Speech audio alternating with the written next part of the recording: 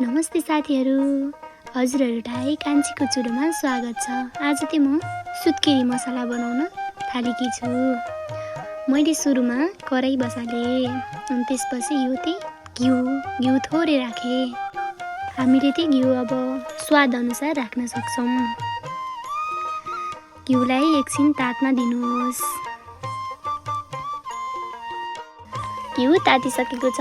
अब हामी सुपलाई भुट्छौँ, रातो बनाउँछौँ अनि फेरि जोनुलाई भुट्छौँ, त्यस्तै गरी रातो बनाउँछौँ अनि त्यस्तै गरी हामी चम्सुरलाई भुट्छौँ अनि थोरै घिउ हालेर अब हामीसँग ड्राई फ्रुट्सहरू के छ हामी त्यसलाई फेरि हामी फ्राई गर्छौँ।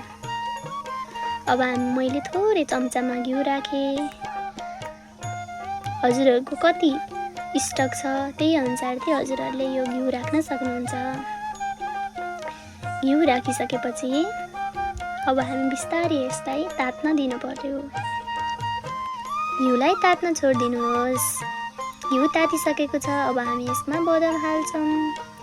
बदाम हालिसकेपछि बदामलाई रातो हुने गरी भुट्छौँ। अब बिस्तारै बदाम फ्राई हुँदैछ। बदामलाई हामी केही बेरमा निकाल्छौँ।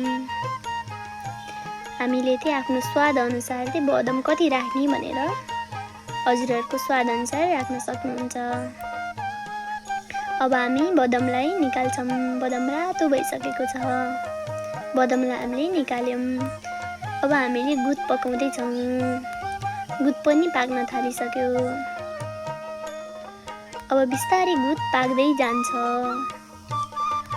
गुदलाई रातो नभएसम्म पकाउनु होला। गुद पाक्न थालियो।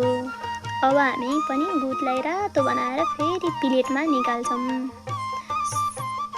गुद पनि रेडी भइसकेको छ। हेर्नुहोस् त कति राम्रो देखेको छ गुद। हजुरहरूले नि यस्तै गरी फुलाउनु होला। अब हामी फेरि काजुलाई भुट्छौँ। सबैलाई रातो बनाएर फ्राई गर्छौँ।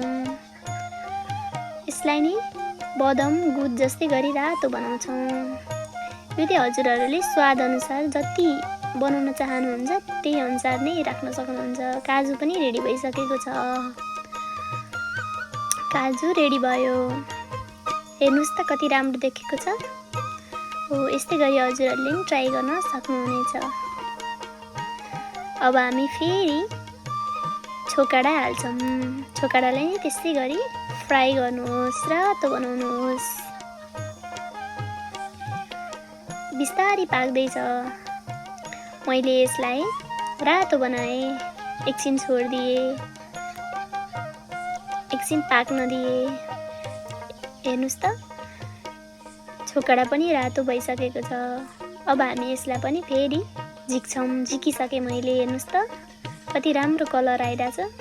अब यसमा मैले गुदलाई र ड्राई फ्रुटहरूलाई चाहिँ मैले मिक्सरमा ग्राइन्ड गरेर हालिसकेँ। गुदलाई चाहिँ किन मिक्सरमा ग्राइन्ड गरेको भन्दा हजुरहरूले गुद कसैलाई मन नपर्न पनि सक्छ।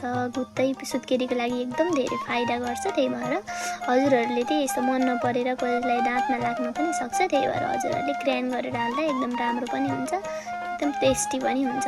अब मैले सबै मिक्स गरिसकेको छु। अब म ड्राई फ्रुटहरू मिक्सरमा बनाउँदैछु। हेर्नु होला। हेर्नुहोस् त मैले यसमा चिनी पनि राखेँ। स्वाद अनुसार हामीले चिनी पनि राख्न सक्छौँ।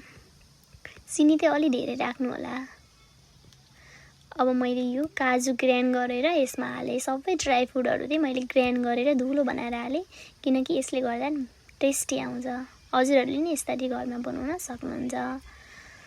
अब हामी फाइनल लुक्स हाम्रो आइसकेको छ। हेर्नुहोस् त कति राम्रो देखियो। खान नि सजिलो, केही फाल्न पनि पर्दैन हाम्रो नि। हजुरहरूले नि यस्तै गरी ट्राई गर्न सक्नुहुन्छ। धन्यवाद।